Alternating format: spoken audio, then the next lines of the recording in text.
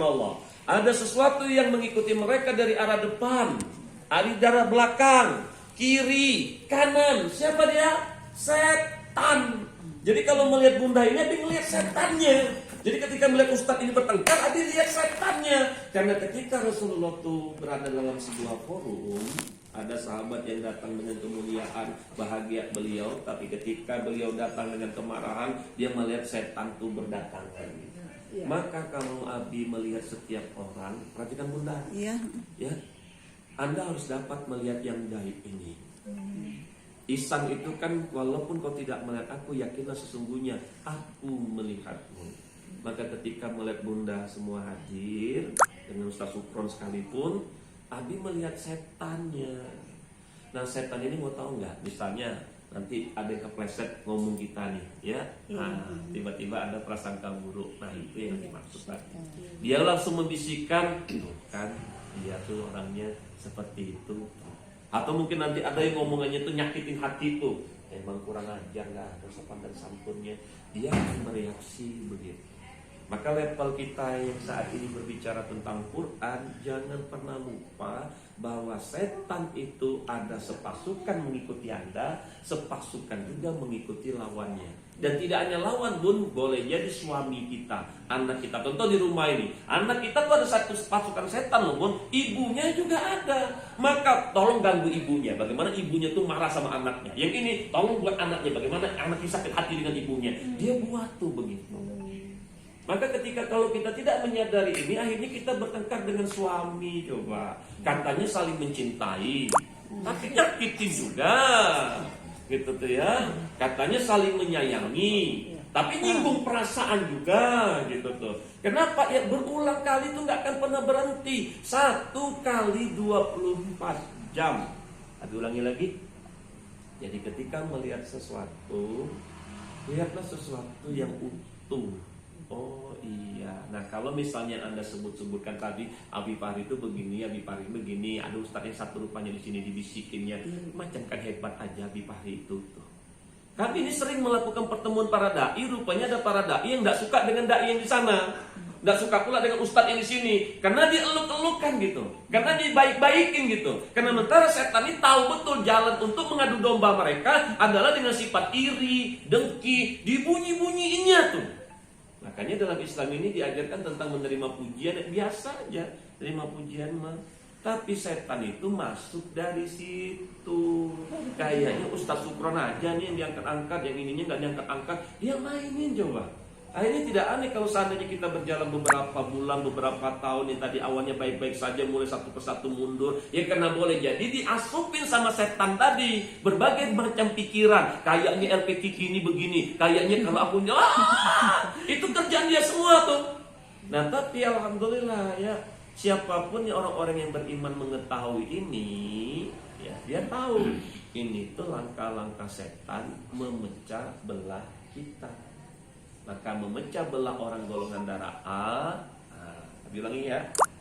Kalau Abi jadi setannya, maka untuk membuat orang golongan darah A ini bisa memusuhi saudaranya, maka dia akan plesetkan dengan pikirannya, dengan prasangkanya. Awalnya cuma analisa, awalnya cuma asumsi, awalnya cuma berdasarkan data dan fakta. Tapi kalau energinya lagi negatif, tuh akhirnya kita prasangka. Dan menariknya kita prasangka buruk dengan saudara di sini nggak ada yang tahu kan. Sekali lagi orang beriman itu dia ngerti. Memang kiri kanan nggak tahu, tapi Allah tuh tahu. Nah itulah yang membuat orang beriman tuh malu dia kalau prasangka buruk dengan ustadz di depan. Walaupun orang kiri kanan menampakkan diri kita ini kayaknya makom tinggi, karomah tinggi, tapi Allah tuh tahu. Nah inilah akhirnya ibunda dan ayahanda semua, kalau seandainya kita tahu cara kerja Allah, cara kerja setan dari manusia ini, kita nggak akan terjebak. Tapi kalau kita nggak tahu gimana? Nah inilah tes MD keluar. Tes MD itu dimunculkan agar Anda tahu bagaimana setan Anda itu bekerjanya. Itu ya, makanya di situ waspadai, yang perlu Anda waspadai ya. Tidak ada, Abi tidak mengeluarkan kalimat ini ya, tapi sesuatu yang Anda harus waspadai. maka potensi-potensi itu ada. Oh iya, nah sekarang enggak lagi. Nah kalau enggak lagi, itulah di mana iman itu. Nah iman ini sederhananya, apapun golongan darah kita, kalau agamanya baik, maka baiklah seluruhnya. Gak usah pakai teori tes MD lah. Kalau bicara tentang Quran ini sederhana. Kalau agamanya baik, maka baiklah seluruhnya. Nah permasalahan agama baik ini gimana sih? Agama baik ini apa yang Anda sebut tadi, sholat iya, marah juga iya. Apakah itu disebut agama baik? Oh enggak. Agama baik itu yang selalu mentaati seluruh. Jadi kalau kita sedang diuji sama Allah ini, satu sisi Anda benar, saya dukung, saya terima. Tapi satu sisi Anda salah ini. Misal Anda ngomongin orang, Anda buka aib orang. Satu sisi Anda menegur dia benar sebagai saudara yang baik, tapi cara Anda mempermalukan, ini juga salah. Maka hati-hati kita, jangan sampai satu sisi cara kita benar, tapi satu sisi cara kita salah. Nah, kepekaan kita ini bisa terjadi ya kalau Andanya selesai baca terjemahan Al-Quran, itu kan yang Abi minta kemarin. Nah kalau Anda nggak selesai, kenapa Abi selalu minta begitu? Karena setan itu suka meniupkan ragu-ragu. Nah akhirnya kalau Anda mendengarkan Ustadz, Kiai, ulama ngomong, Anda ragu-ragu, saya masih bisa terima. Tapi kalau kita ngomong sama Allah, masa saya ragu? Apa mungkin Allah itu salah? Tidak. Apa mungkin Quran itu salah? Tidak. Nah jadi akhirnya kenapa orang-orang yang memahami Al-Quran itu mantap dalam bersikap, ini boleh, ini tidak, ini benar, ini salah. Jangan membenarkan yang salah, jangan pula menyalahkan yang benar. Yang benar itu benar, yang salah itu salah. Itu bisa terjadi jikalau Anda nggak ragu. Nah yang Adi lihat sifat manusia ini krisis kepercayaan. Aku dulu percaya dengan Ustadz ini, dengan Ustadz ternyata dia begini. Nah dia katanya begini-begini, sekarang terbuka aibnya. Nah, sifat manusia itu kadang-kadang begitu. Satu kesalahan, lupa 99 kebaikan. Suka begitu. Nah, sementara Allah sendiri Maha Pengampun. Satu kesalahan, diampuni sama Allah. Banyak kesalahan, tobat dia, diampuni. Nah, Alhamdulillah Tuhan kita itu bukan di antara kita gitu. Alhamdulillah Tuhan kita tuh Allah gitu, yang Maha Pengampun. Jadi coba, buat apa Abi nggak maafin dia? Allah aja udah maafin dia, coba. Kok kita nggak lebih pula dari Tuhan kita ini? Gitu ya. Jadi sekarang itu apa lagi harus kita lakukan? Ya kita pastikan aja, saya ini pikiran saya isinya Quran nggak? Hati saya ini Quran nggak? Sikap saya ini Quran nggak? Maka kalau seandainya ini salah nggak Bi? Nah kita cek, nanya ke Allah bukan nanya ke Abi. Kalau Anda terbiasa nanya ke orang, akhirnya tadi terpleset Abi, atau ada orang yang nggak setuju, ya akhirnya itu kan ulahmu sendiri kata Allah itu. Tapi kalau kita balikan ke Allah, gimana kita harus khawatir coba? Aku cuma mengikuti perintah Allah. Contohnya apa tadi? Ada akad yang tidak jelas, diperjelas. Tapi nggak enak, nah itu dia salah. Yang tidak enak tuh setan, dia meniupkan untuk menunda-nunda. Ada sesuatu yang kayaknya membuat kita tuh nggak nyaman, ya ingatkan dengan cara yang baik. Kamu ingatkan dengan cara yang kasar, ya salah. Nah, mengetahui inilah yang akhirnya tes MD itu lahir, agar orang-orang tahu ini kekuatan saya, ini kelemahan saya, ini kelebihan saya, ini perlu saya tingkatkan, saya cocoknya di sini. Oh benar, saya mah memang begini tuh, yang memang dijelaskan saya ini, oh wajar lah anak saya nggak seperti saya. Contoh dalam pendidikan anak, orang tua itu mendidik anak kadang-kadang pakai empati dan simpati dia, mendidik anak seolah-olah versi dia gitu. Sementara udah jelas anaknya beda golongan darahnya, beda jenis kecerdasan otaknya. Berdasarkan pengalaman aku, contoh apalagi orang tua kalau trauma, aku ini trauma Bi, orang tuaku mendidik dengan kasar, akhirnya aku tidak akan pernah melakukan anakku seperti itu. Ternyata ketika punya anak memang nggak pernah kasar, tapi kelembutan pula. Nah ini banyak anak-anak manja. Akhirnya anak manja ini gara-gara kami dididik dengan manja, makanya adik kakakku ini masih bergantung dengan orang tua. Aku nggak mau mendidik anakku dengan manja. Akhirnya dididik dengan keras di masa depan. Trauma pula.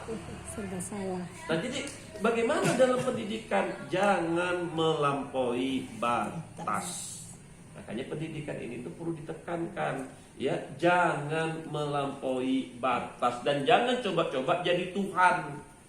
Kayak kami gaya jadi kiai ini suka jadi Tuhan nih. ngetesin murid, benar nggak dia beriman? Waduh, masya Allah, ngetesin murid, benar nggak dia beriman? Maka dites dulu keikhlasannya, dites dulu ininya, biar kami tahu. Kita nih ngetes nguji orang, kita yang diuji sama Allah nanti. Ternyata ujiannya malah murid melawan tuh. Jadi jangan pernah berupaya untuk ngetes anak, ngetes suami. Benar nggak suamiku setia? Nah, Anda yang diuji nanti. Ternyata nggak setia dia. Habis dah sudah kita. Nah, sementara Allah tuh perintahkan kita, barang siapa yang berserah diri kepadaku, keteguhan kedudukan di muka bumi ini, tidak ada rasa takut, khawatir, was-was ataupun bersedih hati. Jadi bunda dan ayahanda semua ya, kalau hasil tes ya, Abi tidak akan bahas spesifik detail masing-masing karena Anda sendiri bisa nikmatin gitu ya. Dan kalau seandainya nanti ada yang beda, boleh konsultasikan ke Abi, nanti Abi cek secara manual. Karena perbedaan itu tuh akan ditemukan kalau Anda konsultasikan apa yang terjadi dengan diri saya. Biasanya ada faktor trauma ya, faktor trauma atau luka batin yang membuat, contoh ya, aku ini dia terbiasa dikhianatin orang di. Kalau dulu memang aku sakit hatiku, sekarang biasa aja karena terbiasa. Padahal dia memang baperan dulu orangnya, tapi karena terlalu lama mengalami itu jadi bagus gitu tuh ya. Namun tetap aja nanti di usia nenek-nenek beda lagi. Usia nenek-nenek muncul lagi. Karena usia nenek itu akan menuntut orang lain untuk mengerti. Ternyata orang lain gak ngerti. Jadi mengetahui bahwa inilah yang membuat Abi ngobrol ke bunda. Abi menyesuaikan. Tujuannya gini, saya mengenal bunda itu tujuannya agar saya ngomong ke bunda tuh masuk.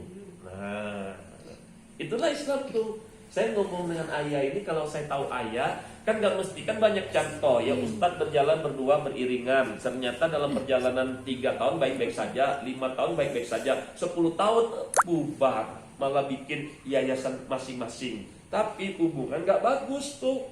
Kalau tahu memang jadi begini ceritanya, lebih baik kita gak usah pernah ketemu gitu.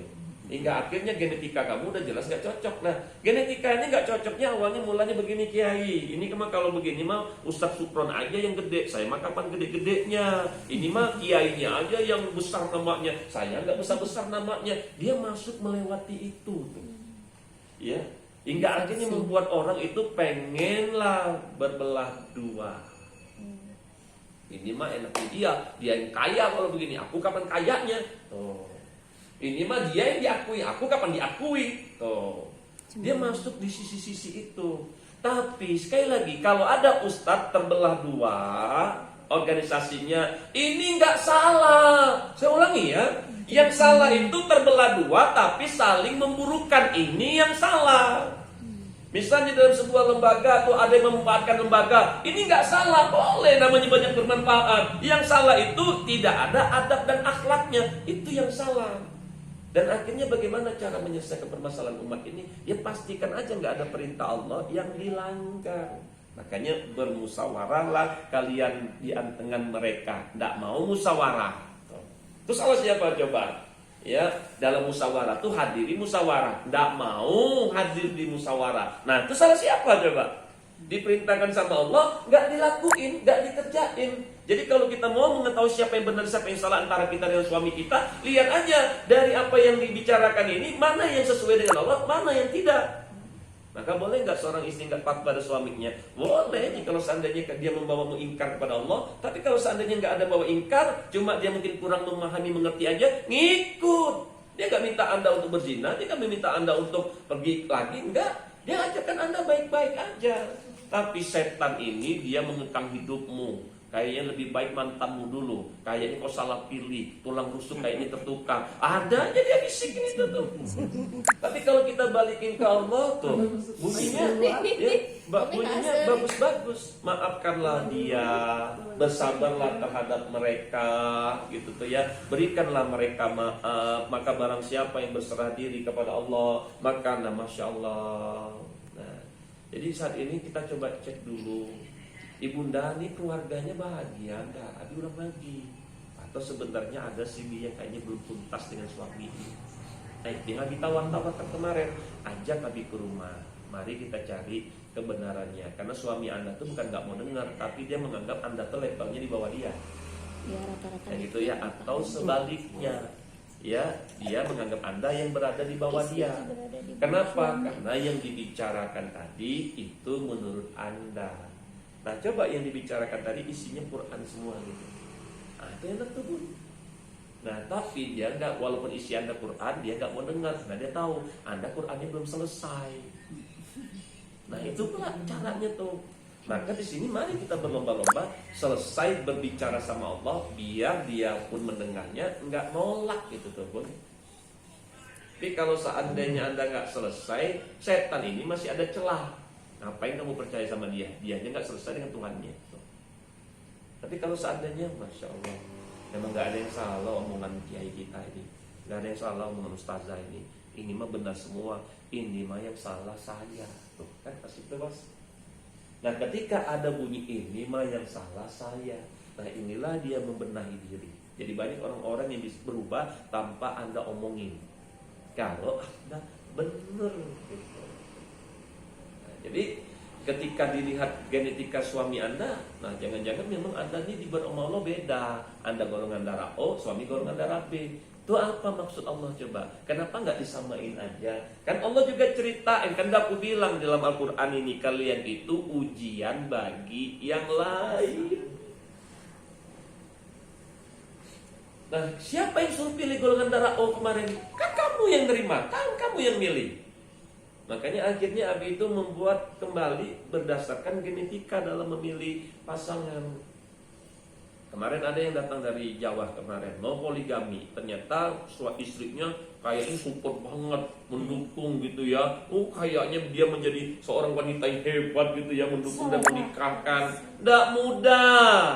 Abi itu udah menangani banyak kasus sudah. Awalnya begitu ya, karena tadi ada dukungan ke ustazahan gitu, kenyaian gitu. Istri nyai masa nggak kuat iman sih gitu tuh ya. Oh, nggak bisa. Karena genetika ini rawan. Genetika ini ya kalau boleh, tapi dengan syarat dia harus di bawah saya. Waduh, pakai syarat. Ya, jadi hal-hal seperti ini tuh bisa salah langkah lebih jauh kalau di awalnya juga udah salah langkah. Makanya ada ta'aruf nikah. Ya, kalau seandainya coba dulu Bunda pernah nggak ngomong ke suami itu, Pak, aku mau menerima lamaranmu, tapi aku tidak ingin kau berpoligami. Kalau tidak ada akad kayak gitu, suatu hari dia nikah berpoligami, ya dulu kan aku ada akad mah, dulu kan ada janji dengan mama, kenapa gitu kan?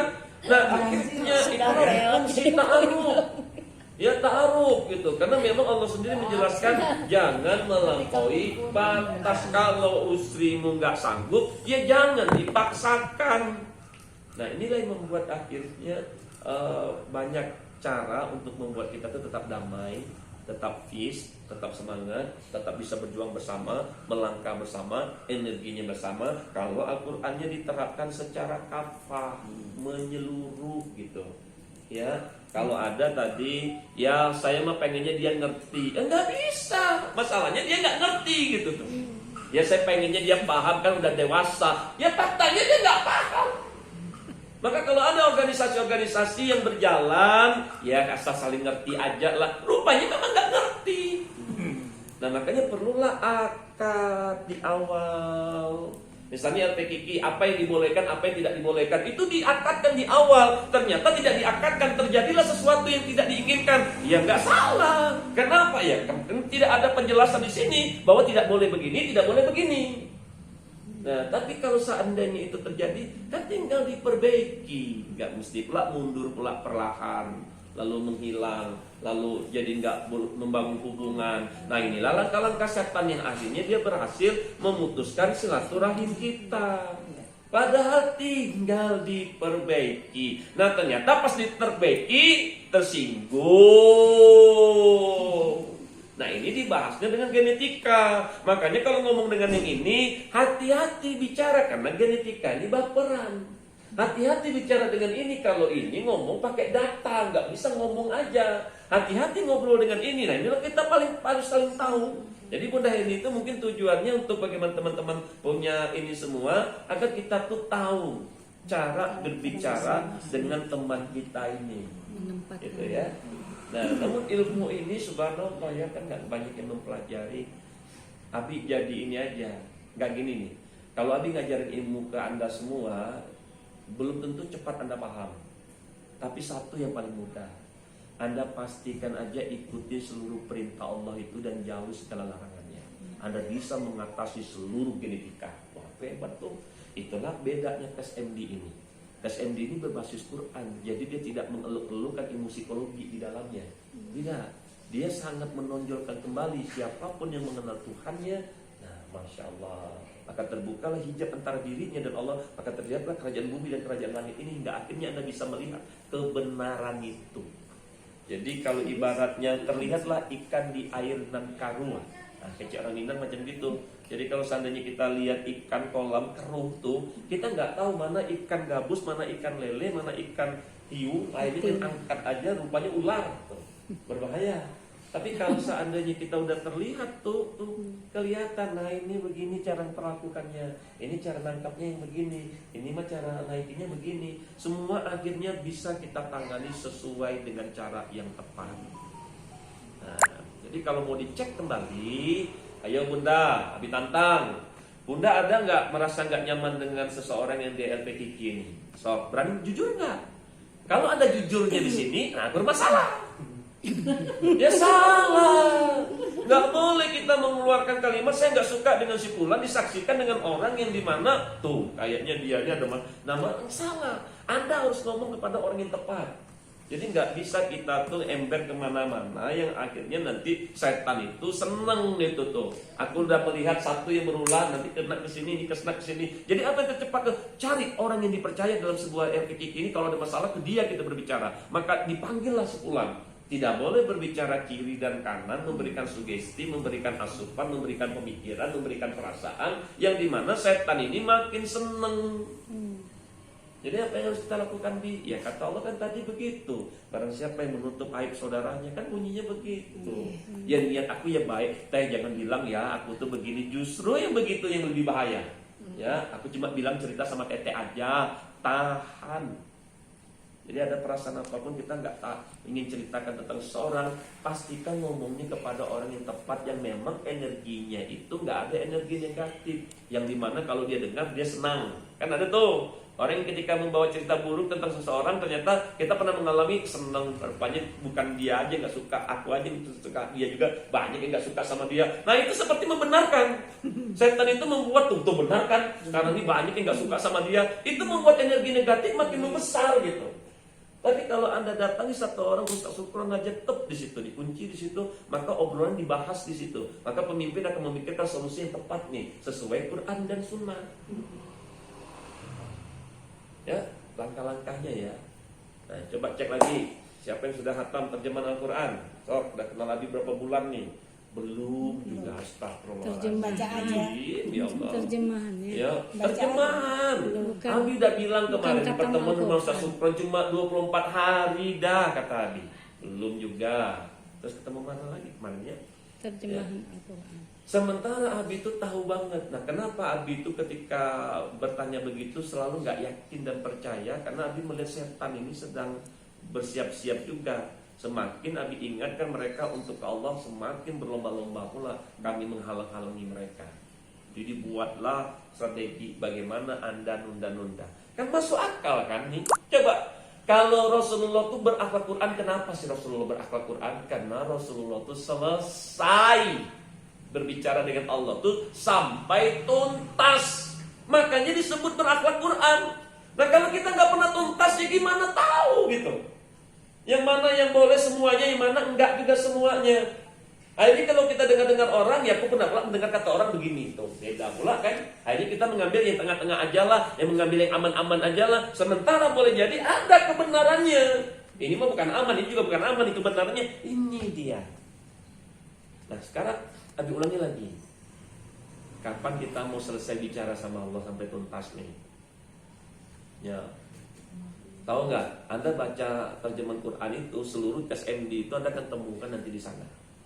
Maksudnya Bi, maaf nanya, kita mengaji, terus baca artinya, sampai tuntas Al-Quran katam gitu. Nah, ini ya, setiap kita membaca, artinya jadi kalau dibaca. seandainya anak-anak Usia 0 sampai sekian tahun Nabi minta baca inilah Iqra dulu lah.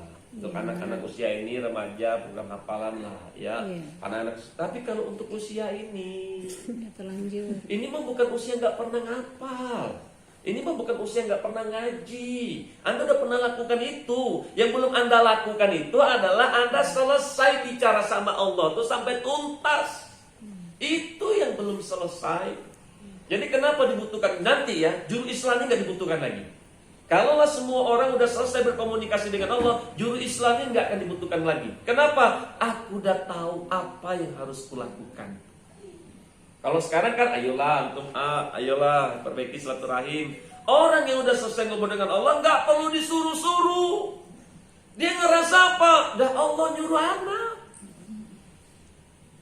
Allah yang minta anak maafkan dia coba.